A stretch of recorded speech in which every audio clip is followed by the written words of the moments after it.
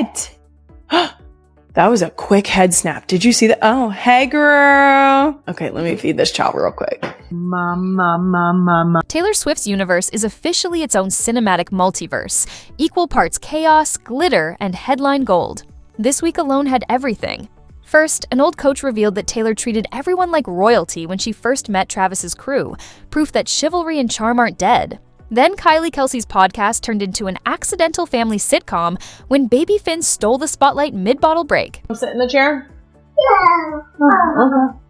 And while the Kelce chaos raged on, word is Taylor's plotting her most over-the-top move yet, a full-blown Romeo and Juliet-style film starring, of course, herself and Mr. Touchdown.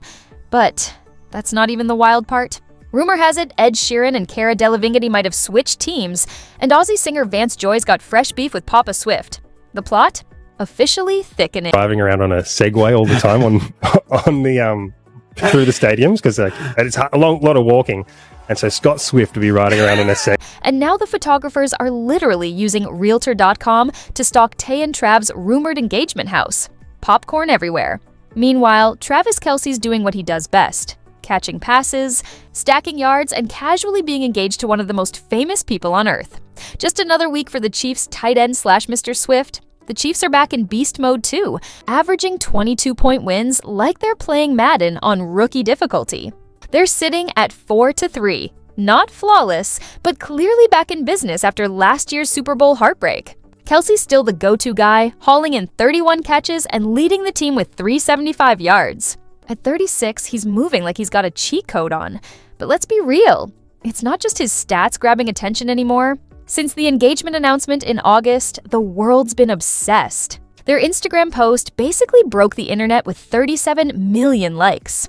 And when Taylor dropped her new album, The Life of a Showgirl, live on New Heights, the stream hit 1.3 million viewers. That wasn't a podcast. That was a digital Super Bowl. And here's the best part. An insider, Kelce's former high school coach, spilled what it was really like meeting Taylor 2 years ago at a Chiefs game. Instead of diva vibes, she was all smiles, cracking jokes, and asking for stories about teenage Travis. According to the coach, she treated everyone like gold. Not exactly shocking, considering her reputation might be sweet as pie, but only until you cross her. And speaking of Swifties turning every Kelce moment into a full-blown headline, the chaos has officially spilled into Kylie Kelce's living room. Her latest podcast episode was supposed to be a calm, grown-up chat. Emphasis on supposed to. Instead, it turned into the cutest kind of meltdown starring baby Finn, who clearly runs the show. Mid-conversation, Kylie suddenly spots something off-screen and instantly softens. Enter 6-month-old Finley crawling into frame like she's auditioning for Keeping Up with the Kelces. Kylie scoops her up, smiling through that classic mom moment where you pretend you're in charge, even though everyone knows you've surrendered. Then, right on cue, chaos wins. Kylie stops everything because snack time waits for no one. The next shot, tiny feet kicking under her shirt while she multitasks like a pro. Podcasting, parenting, and feeding, all at once. Elite mom mode, officially unlocked. It! That was a quick head snap. Did you see that? Oh, hey girl. Okay, let me feed this child real quick. Mama.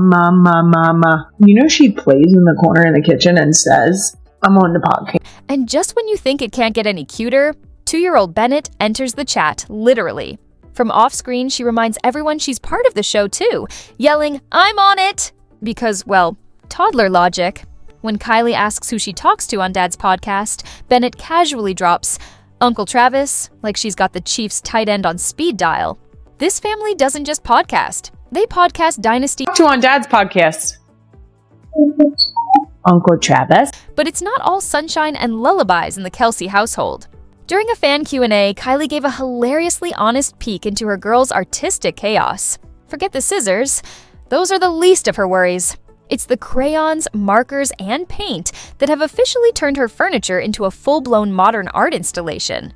She joked that she's discovered toddler-sized tiger stripes on couches, tables, and occasionally on the kids themselves. Surprisingly enough, not scissors. What I do have to be careful of is any type of writing or drawing utensil. It's everywhere. And while Kylie's over there surviving finger paint mayhem and toddler-level drama, Taylor's reportedly plotting something a little more cinematic. like literally cinematic. According to insiders, the pop queen has decided her love story with Travis isn't just knock relationship goals, it's movie material. Word is, she's developing a full-blown Romeo and Juliet-style film inspired by her and Mr. Touchdown himself. Because why just write songs about love when you can turn it into an Oscar campaign, right? Apparently this isn't just a passion project, it's a full production in the making. Another heartbreak ballad stretched into 3 minutes of poetic pain? Nope. Sources say Taylor's going bigger this time. She's secretly writing the screenplay herself, all while juggling a global tour, podcast cameos, and probably 3 cats sprawled across her laptop. Insiders are calling it the most self-referential project of her career, which, considering this is the same woman who's been turning ex-boyfriends into chart toppers since high school, is really saying something. And get this, she's reportedly drawing inspiration from Baz Luhrmann's Romeo plus Juliet. So just picture it. Neon crosses, tragic staircases, Kelce armor glinting in slow motion, and Taylor narrating in rhyme while strumming a guitar made of pure metaphor. Apparently, she's been scribbling scenes in between recording sessions for the life of a showgirl, which, by the way, was already half a love letter to Travis, but now she's going full Hollywood mode. One insider joked that critics will probably call this the egotistical project to end all egotistical projects. And honestly, they might be onto something. At this point, Taylor's ego has its own PR team, and probably a merch line in production. The film reportedly won't be a straight-up biopic. But let's be real. Everyone's going to know exactly who Taylor and Trevor are. Fans already think they've cracked the code. One track about dreaming of kids, and another not-so-subtle ode to Kelce's, new heights of manhood. Yeah, she didn't exactly hide that one. Didn't even try to hide that one. And while Taylor's busy scripting her own cinematic love story with Travis, the real drama seems to be bubbling up in her supporting cast. Because honestly, what's a Taylor Swift era without a little friend group turbulence? The internet went into full meltdown mode after some eyebrow-raising photos surfaced. Ed Sheeran and Cara Delevingne hanging out with none other than Charlie XCX. Yep, that Charlie XCX. The same one rumored to be in a low-key lyrical cage match with Taylor herself. Coincidence? Swifties say absolutely not. The trio was spotted at the Academy Museum Gala, smiling like they hadn't just set off the fandom equivalent of a 5-alarm fire.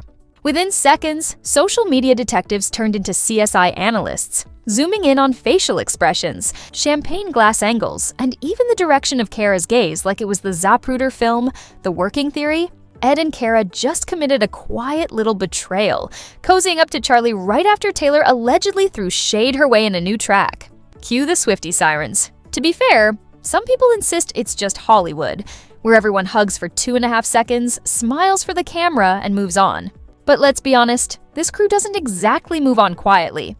Camera flashes, fake smiles, and a quick dash to the next open bar. Classic Hollywood damage control. But still, the optics, brutal. 2 of Taylor's longtime pals cozying up to her rumored rival doesn't exactly scream loyal squad. Especially when we're talking about those two.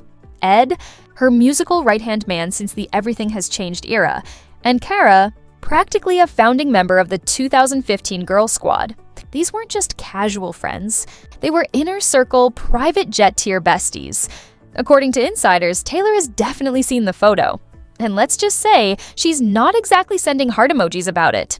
She and Ed go back years to late-night songwriting sessions and world tours, and Cara even lived with her for a bit during rougher times. So yeah, seeing them grin alongside someone who's been publicly shading her, that's like your best friend showing up to brunch with your ex's new girlfriend, smiling, sipping, and pretending it's no big deal. And just when you thought the friendship fallout was dramatic enough to fuel an entire season of Real Housewives, Pop Edition, the universe decided to crank it up. Enter stage left, Vance Joy. Yep, the Aussie heartthrob behind Riptide, who's now allegedly feuding with none other than Taylor Swift's dad. Yep, Papa Swift has officially entered the chat, and this isn't exactly a best dad ever mug moment. Word on the street is, it all started during the chaotic planning of the Eras Tour back in 2023. A spectacle so massive, it basically redefined what World Tour even means.